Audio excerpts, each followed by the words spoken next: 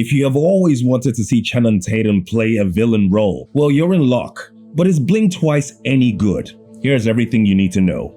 Blink Twice is a 2024 psychological thriller film directed by Zoe Kravitz in her directorial debut from a script she co-wrote with E.T. Feigenbaum. Zoe Kravitz started writing Blink Twice under the original working title Pussy Island in 2017. I must say, this is an impressive directorial debut for Zoe Kravitz. She hit the ground running with this film. One of the most important things to note about this film is that it feels like it drew inspiration from the real-life Epstein Island, except with adult women.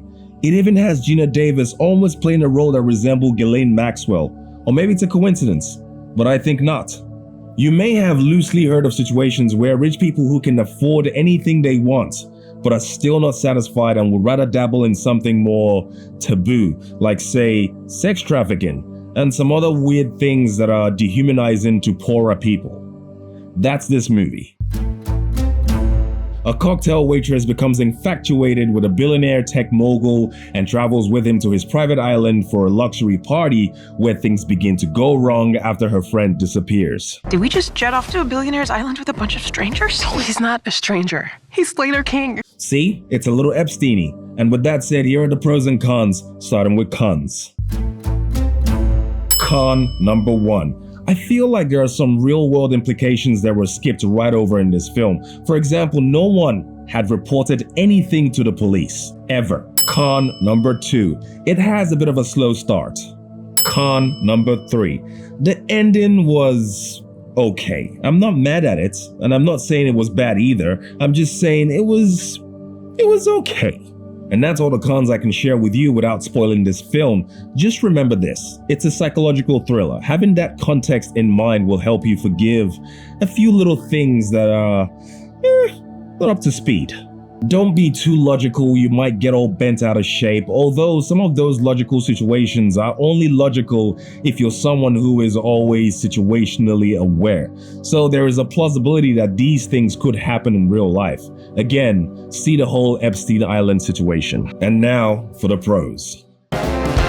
Pro number 1. It's good to see Channing Tatum try his hands in being a villain. He definitely pulled it off. And I think he should play more of these roles where he is an absolute asshole. So,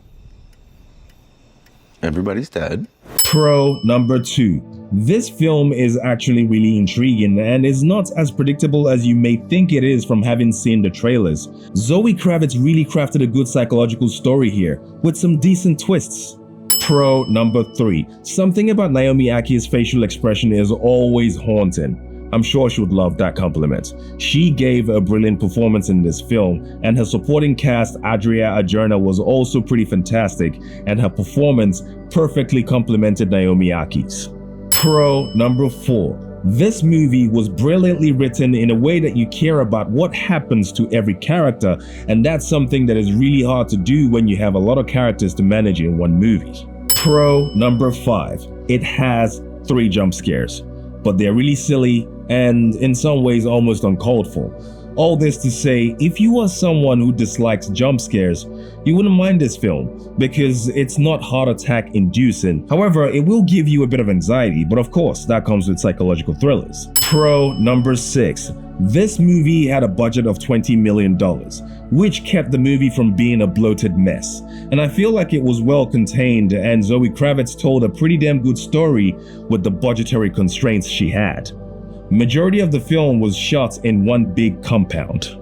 I'm gonna go ahead and rate this film a 7.5 out of 10. It's a pretty good psychological thriller, and I indeed was thrilled. Even more impressive knowing that this is Zoe Kravitz's directorial debut, so she's only going to get better. Well, I hope.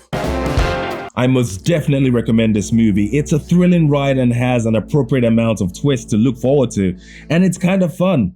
Blink twice if I'm in danger. Well, maybe not. Let's not answer that one, right? And that's my 2 cents. If this video brought you any value whatsoever, please consider liking and subscribing. It helps out a lot. I'll see you in the next video. Peace.